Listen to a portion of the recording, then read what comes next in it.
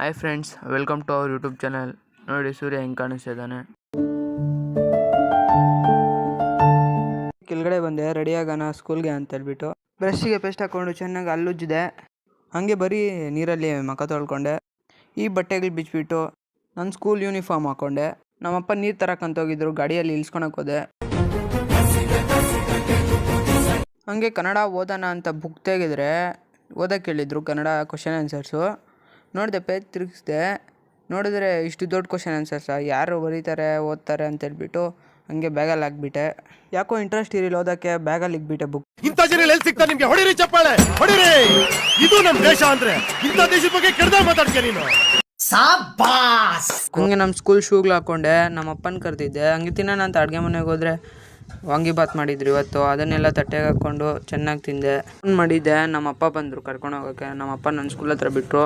ತಿರುಗಿ ಸಾಯಂಕಾಲ ಸ್ಟಾರ್ಟ್ ಮಾಡ್ತೀನಿ ಫ್ರೆಂಡ್ಸ್ ವಿಡಿಯೋ. ಸ್ಕೂಲಿಂದ ಬಂದು ಏನೋ ತಿನ್ನೋಣ ಅಂತ ಅಂಗಡಿಗೆ ಹೋದೆ. ಒಂದು ಪಫ್ ಕುರ್ಕುರೆ ತೊಗೊಂಡೆ.